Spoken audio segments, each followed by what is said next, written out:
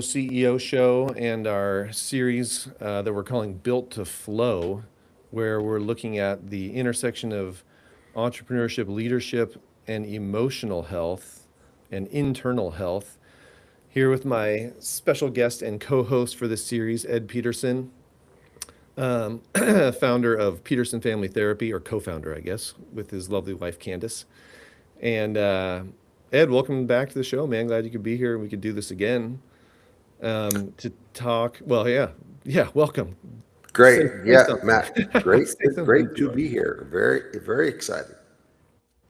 Yeah, man. I think we're just like scratching the surface of what it is we're going to get at in our first couple episodes here. But the inner workings of a person and how it affects how we show up, in all aspects of our lives, but in particular, right around our businesses and work and um, how we reach our potential, I think is what we're really talking about, right? Like with the things that stop us from being the fullest version of who we are and impacting the most people or people in, the most effective way. So today we're going to talk about one of those big blocks, and I think maybe the biggest, honestly. It's not operations, it's not funding, it's not any of that kind of stuff. It's what's affectionately known as imposter syndrome, right? And that idea of how we view ourselves as not worthy or not good enough or not capable enough of doing whatever it is we're trying to do, right? And or helping the people that we're trying to help. Why is it that we tend to view ourselves that way? We view other people as very capable and very, smart and all that kind of stuff. And we look at ourselves and we're like, but I'm not, maybe I'm not that way. Why, Right. why is that, man? Why do we do that? Well, that's a great question. And what I would say, Matt, is that it all goes back to fear. That our brains are so sensitive to any threat or anything that feels like something scary, something bad. And the where that comes from is the science tells us that our brains developed literally millions of years ago at a time when life was very different, perhaps cavemen and cave women. And the everyday life was a life of stress and strain and real fear. And our ancestors who lived were the ones, the story that I like to tell is that they're perhaps in their cave sleeping with their kids, and they hear the grumbling or the noise of the saber-toothed tiger, and they either grab their weapons and they attack it and they kill it and they live, or they get their family and they run, right?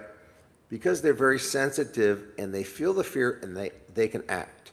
Whereas the people that heard the tiger and kind of thought, oh, that's interesting, and maybe they'll go away and it's not that big of a deal, they got eaten, Okay. and Right. they didn't pass on their DNA that came and later was the DNA of Matt and Ed.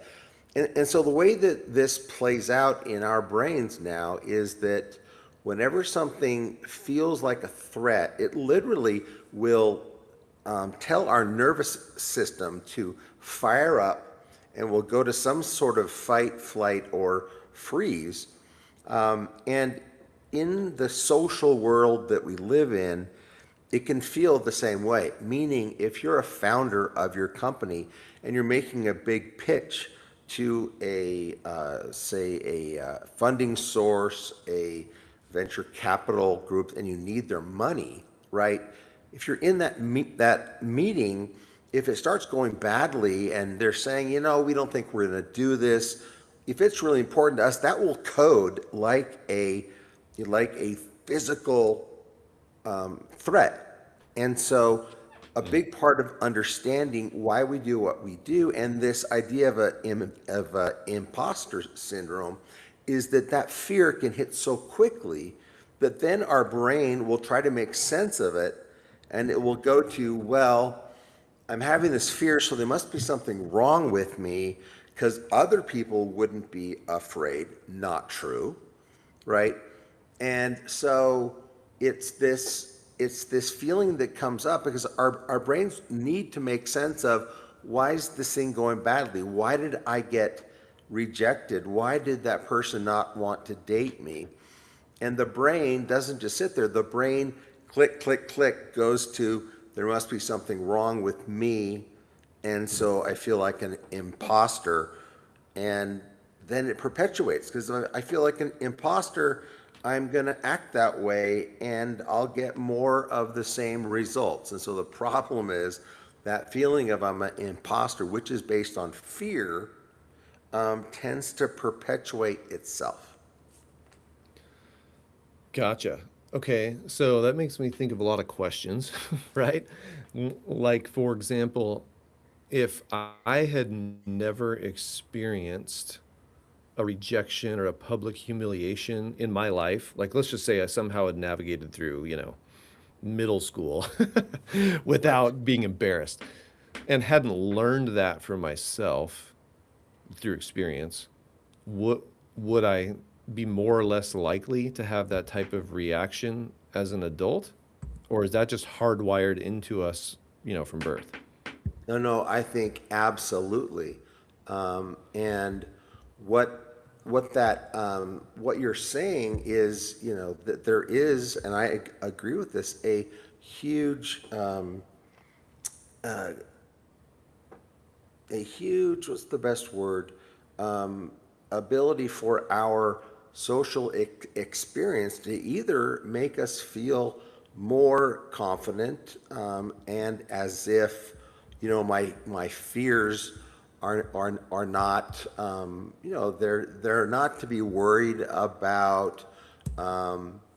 Everything should be fine. Because, for instance, if you're one of the strongest kids in second or third or fourth grade, either tall or a good athlete, then you're going to have an experience of other kids picking you first on the teams. The bullies are less likely to bully you. And so you grow up feeling much more secure, as if this world is a world where I'm basically going to succeed and I don't have to worry about a lot of these threats, versus the kid who might be physically smaller, or in my case, who has a stutter, who is going to Hmm. have incredibly high anxiety because their experience is that people bully them or make fun of them, and or they don't pick them on the team, which again is going to code in their brain as, there's something wrong with me. And then everything goes haywire, and they are less confident, and it's just suddenly it grows the difference between the super confident kids and the ones who aren't. And so suddenly you have this difference in their experience, when at birth they may have been about the same, or age 3, but their Hmm. social experience helps them either feel like an imposter or a weakling, or they feel super confident. Yeah, okay, so conditioning is a lot of it. Our experience is a lot of it. Um, would it also be okay, so would it be accurate to say then, this is where I love having your expertise, right? Would it be accurate to say that, in any of those situations we're talking about in modern society, it's more like, humiliation or ostracization, is that a word? Feeling outcast, rejected, ostracized from the group, not cool, whatever. Right. That's what we're actually dealing with. But would it be accurate to say that biologically speaking, it's triggering the same fear as the fear of like being cut off from your tribe or your people group, and like, which means death essentially? Yes, absolutely.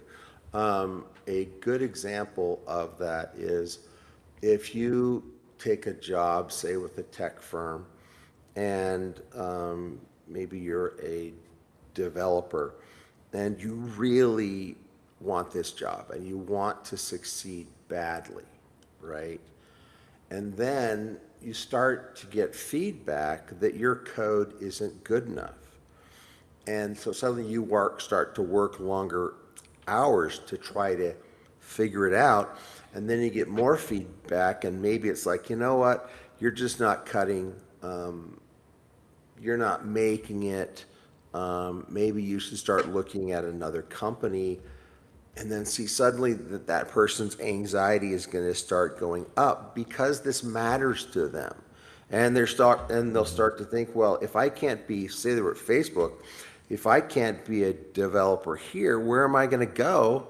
And so 100% I would then feel, if I'm that person, I'm being kicked out of this tribe, and I don't know what other tribe will actually take me. So it's kind of the fear, like that it's going to be a permanent condition, Right. which death sort of, in the literal sense, obviously is permanent, but in the figurative or whatever sense that we're kind of using it in, then it's the fear of this being a permanent situation. Right. Maybe. Does that sound? Well, yeah, I mean, and think about socially, in junior high school and in high school when you get rejected by someone that you really romantically want Yeah. to, my story is that in the sixth grade, I got my friend to ask Margaret Harkins to be my girlfriend, right? And she said yes. And so for like 2 months, we were going with each other. That's the big phrase. Yeah. And then I find out after 2 months that one of my nemesis, one of the other kids who was the best athlete, we were sort of the two best, named John Stonestreet, that my friend saw them kissing behind the school. Yeah. And oh Yeah. my gosh, Matt, like that was mortifying. And it was more like embarrassed than it was sad. But I remember then seeing the two of them and for a long time feeling like, what's wrong with me? Like, I can't seem to hold on to the girl that I want to be my girlfriend. And so that can actually, and it Yeah. did, that can be something that, again, it gets wired into my brain. And so the next time I'm trying to ask out a girl, that thought will come in, you know what, this is risky, you could get hurt. And then maybe I don't ask them, and then my anxiety goes up, and you see why then I feel like a social or a romantic imposter, when Yeah. actually all that happened was a girl that decided that she didn't like me, and she liked John. And there were probably a lot of girls in the class that if I had asked them to be my girlfriend, they would have been fine with that. So it wasn't that there was something wrong with me. It's that Sure. my brain, because of its fear, was telling me that there was. So yeah, like it becomes something that defines you instead of just something that happened. Right. Now, in childhood and formative years is obviously where a lot of this happens, at least initially, right? And the programming is written, right? Is that accurate? So how Yes. important is it then, or like how does it work? Because I think we know it's important.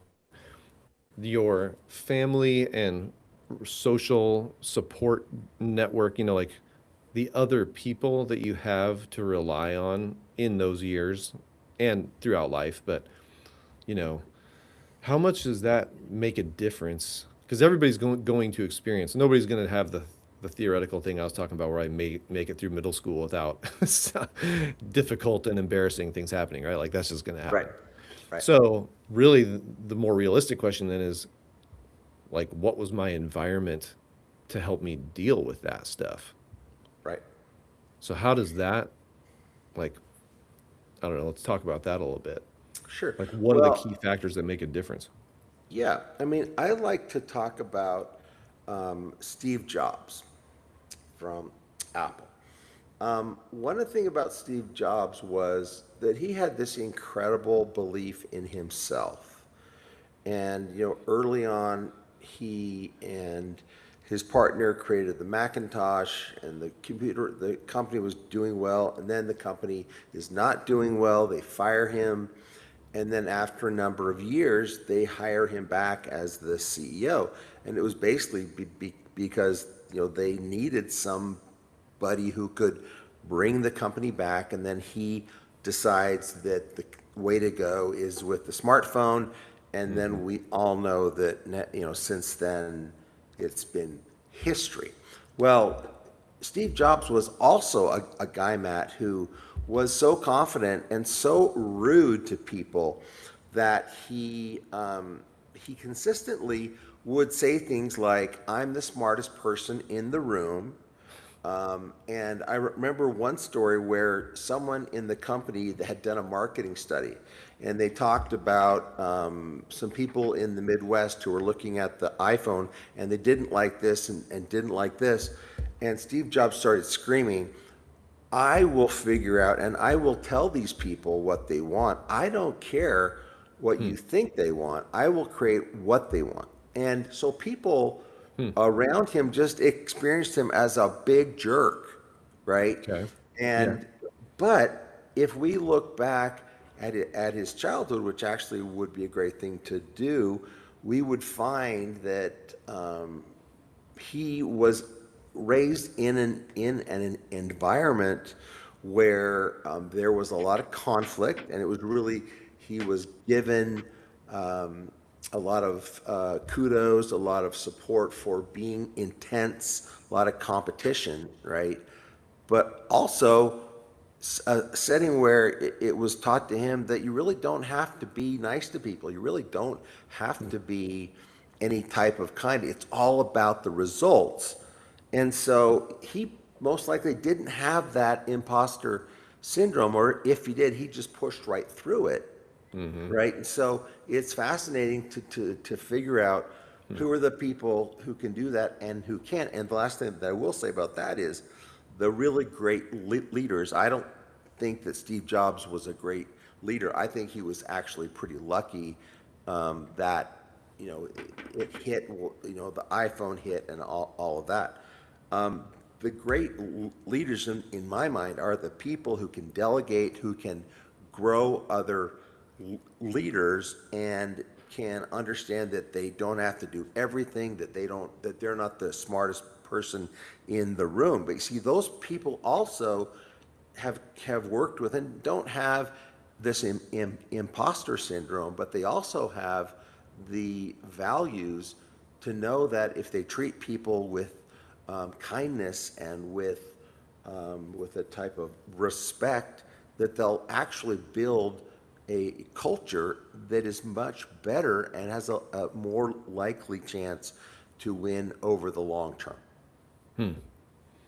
So that's interesting, yeah, because it's almost like there are different aspects to what we're talking about. With Steve Jobs as the example of like, well, do you want to look at him as the model of a inspirational leader or like a culture builder, or a relationship, like his own personal relationships? Maybe not. Do you want to look at him as an example of someone who was able to detach from what other people thought of him, or actually, here's how I think of imposter syndrome. It's not what other people think of me, it's what I project and think other people are going to think of me Right. that actually stops me, right? It's not like usually real feedback that I get. It's more like what I imagine. And anyway, it's just being overly concerned with, what I think other people's perception of me is going to be. That's how I would kind of define imposter syndrome. So Right. maybe he was really good for whatever reason at not letting that affect him, or like you said, pushing through it if it was there. But the plus side of that is at least, I mean, he put it out there, right? Right? Like it translated as confidence and innovation, right? And the willingness to go bold and big. And, you know, you can argue the merits, I guess, of the smartphone, but Yes. it has Right. been a pretty impactful invention, right? Can't argue that. Well, sure. And the thing about it is, you really have to ask the question: is financial success, is that the most important thing? Um, or Right. just, success in general. I think a great example of that is the basketball coach Bobby Knight, who was for a long time at Indiana. And anyone who played for Knight over the years would say that he was an absolute ass, and that he was a guy that was brutal and would, you know, break his players down, and was incredibly crass and rude and didn't care about any of his players' feelings. And the people who ended up playing with him, when they left, most of them were just relieved that they didn't have to deal with Knight. But he was very successful, right? Hmm. And so whatever his method was, it brought a lot of success, but at what cost? And it makes me think that especially the kids who didn't make it through his program, Hmm. what did he do to them, right? But it does lead me, Matt, to something that I do want to talk about, and that is this idea of adult attachment, or attachment theory as it shows up in adults. And Okay. basically, there are four types of this. One is secure, which is what we all want to be. It's a place where we can work and we don't get too upset with failures, and we can handle the ups and downs of life. The other side is being anxious, and that is that if there's any conflict, my nervous system is going to be on fire because this conflict needs to be fixed right now, and I'm full of fear. The other side is the avoidant style, and that is the style that if there is conflict, I'm going to leave, or I'm going to, as a founder or a leader, I'm not going to trust anybody. I'm going to withdraw and do it by myself. And then the fourth type is what we call disorganized, and that's Hmm. usually what comes from a lot of childhood trauma, but that's in a leadership perspective. That's someone who one day or one week loves you, and then the next week doesn't, and is just very Hmm. erratic. Okay, so Okay. the reason why this connects with this imposter syndrome again is that the way, like you said, the way that I think about myself, or the way that I project and make guesses of what other people think about me, that is going to affect how I think about myself. And if I'm anxious, I'm more likely to make the conclusion that there's something wrong with me, and I'm basically an imposter. And if people really knew who I was, they would leave and reject me. They would not. Okay. Okay. So that, okay. Yeah, I mean, that all totally makes sense. I don't think I could have named the fourth category there, disorganized. I think I could have named the other three probably.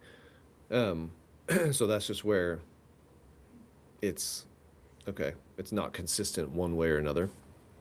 Right. Okay, so bringing this into up from childhood and, personal relationships, or, all those ways that things play out into, I'm a founder or a business owner, or, a professional, somebody who's basically like out building my own thing, and I've got to promote it, right? Like one of the things you have to do when you have a business is market yourself and promote some way or another. Yeah, people have to know, who you are and what you do, right? Otherwise, Right. you're just not going to get a lot of business. Right. So, okay, so let's tie it in here, because I mean, I've struggled with this myself personally quite a bit. It's like it's not my favorite thing to do, to go out and talk about who I am and what I do. I love doing what I do. I love meeting with people and, working through our process and helping them and all that kind of stuff. But it's like going to a cold audience, or just blasting out into the airwaves, or like getting on camera like this even. And doing the whole self-promotion thing Right.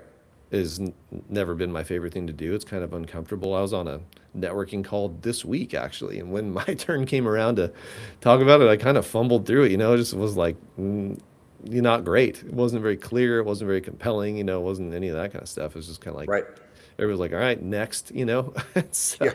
Yeah. it's like that type of experience. I was actually thinking about it. I was like, at times in my life, just that one experience might have caused me to just close down for Hmm. quite a while. Just be like, Yes. I'm just gonna go work with the clients that I have. I'm just gonna go do other tasks that are more comfortable for me. I'm gonna, whatever. I'm not gonna go put myself out there again because that did not feel good. Hmm. And Yeah. I'm actually kind of proud of myself. It's like, well, that just happened and, it doesn't define. It's like learn from it, whatever, move on. Hmm. So that was actually kind of a positive. But Right. I guess the what we're trying to get to is like how do you make that leap? If you're Hmm. someone struggling with imposter syndrome and it's preventing you from doing things, like what's the bridge? How do you Right. get from where you're at to where you want to be? Because here's the thing that I think you and I both believe. Everybody has a unique identity. Everybody has unique gifts and things they bring to the world that really nobody else can do. Now, at least not exactly like you, right? And so your identity and your abilities are your gift to the world, or they are a gift to the world.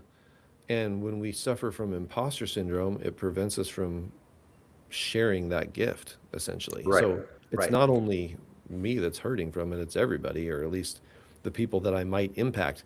And you were talking about financial success and stuff. What if we were to agree that, like, what we're going for is impact, positive impact? Hmm. Is that a good metric, or a Yeah. good Yeah, it like is. kind of goal?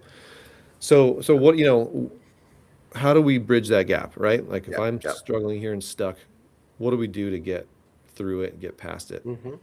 Well, this is why, if you can find one, a very good life coach or therapist can be very important. And I'll tell you why. It's because they've studied this, and it is very possible to become more secure over time. But the good work that a good therapist or life coach will do is help to hold up a mirror so that the individual can see what they're doing and start asking questions like, do I like who I'm being? Do I like the results? What's happening, right? And see, one way to think about this, Matt, is again, if you look at the four types of attachment, that founders or leaders with a secure attachment, what they tend to do is they build psychologically safe cultures, and it boosts innovation, and it's key for startups because if people are secure, they tend to attract people who are secure, and they encourage people to take risks and to learn, right? The second, Okay. though, an anxious founder or leader might micromanage and have excessive reassurance, and may need status reports every other day. And basically what they're doing is they're communicating to their teams that they don't really trust the teams. And it's going to cause a lot of stress because they're more likely to fire people, and the environment will just be one where everybody is anxious and everybody feels fear. The avoidant founder may be overly independent, reluctant to delegate, Mhm. and emotionally distant, which again can be hard for teams because people don't get the feeling that that leader cares. And then the last one, the disorganized attachment perspective or style for a leader leads to unpredictable or erratic behavior, Yeah. which can again cause instability. And so you see, the good news is that you can become more secure. And that's for me, while I will always be in either therapy or working with a coach, because I want to be able to come in and talk about the things in my life that really aren't working. Maybe it's trying to deal with my teenage or my adult kids and a way that I micromanage them. And a good therapist or life coach can hold up that mirror and sort of like Dr. Phil used to say is, how's that working for you? Right? Yeah. It's a snarky comment, but it is a great way to ask people to look at themselves and again ask if the way that they're acting is really giving them what they want. And the disorganized style sounds rough, you know? Like at least Oh, the other two are predictable, you know, maybe you can sort of manage, but when it's just erratic. Okay, so right. when it comes to a practical step, I thought of this as you were talking. Um, maybe we could, maybe just understanding what secure attachment even looks like would be helpful, Right. right? So, and you said a psychologically safe work environment. So maybe you could just briefly sort of describe, you know, what secure attachment looks like, what a psychologically safe, you know, environment looks like, and maybe compare and contrast, you know, the unhealthy dark side. Sure. And this will have to be the last thing that I say because I do need to go, Matt. Yep, yep. But what I would say is, this idea of leading and creating a psychologically safe environment, again, it goes back to helping people exist and work in an environment where they, of course, will do what is necessary, but they'll also be thinking creatively, asking the question, what is the best way to do this? What am I missing? Right? And then being able to ask the key questions, perhaps of other people on the team. And if I'm asking a question, it's not because I'm trying to make someone look bad or embarrass them, but there's this culture where we treat each other with respect, but we will give feedback to each other.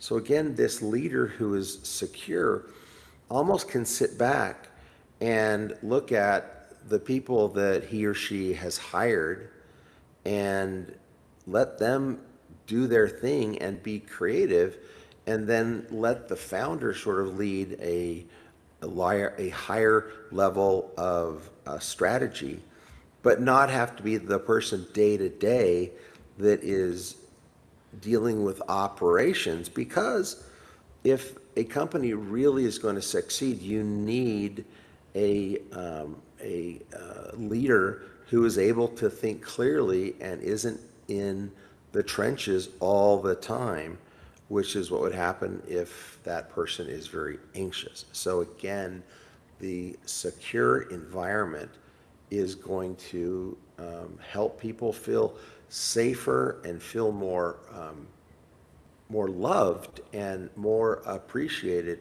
And that's the thing, Matt. All of those things will help them feel like they're accepted in their tribe, and it's less likely that they're going to be kicked out of their tribe. Right. Gotcha. Yeah, it's amazing how much that safety and security then spurs creativity and productivity and all these things that businesses want. Yep. But it's like when you go about it, the micromanager, anxious style, or the, you know, Yep. or just the distant, avoidant, those things don't produce the result they really want. That is right. And the healthy way doesn't always feel like the direct line to that, right? It's not like making the bottom line the most important thing, but it can have that impact. That's Yeah, right. that's That, great. that, Hey, that is remind right. everybody where to find you if they wanted to Sure. connect with you more directly. Yeah, both my partner and wife, Candace Peterson, and I can be found at www.petersonfamilytherapy.com. And that is the place to find us. I've got a podcast that's going to be coming out called Leaning into the Fire, Conversations about Couples Therapy. But the best place to find us is on the web page. On the website. Great. Nice. Yep. Thanks again for being here, man. Sure. Yeah, the Free Flow CEO show on our side of things, we'd love to invite founders into our community. We have an accelerator. You can find it at freeflowceo.ai that where we address operations and offloading, those kind of tasks and stuff and systematizing automation, that type of stuff. But also it's a community where we support and encourage each other and help overcome imposter syndrome as well. So it's kind of a both and there. Great. Yep. Stay connected, stay in the loop. Hope this was helpful, everybody. Thanks for joining us today. And Ed, thanks again, man. We'll see you next time. Great.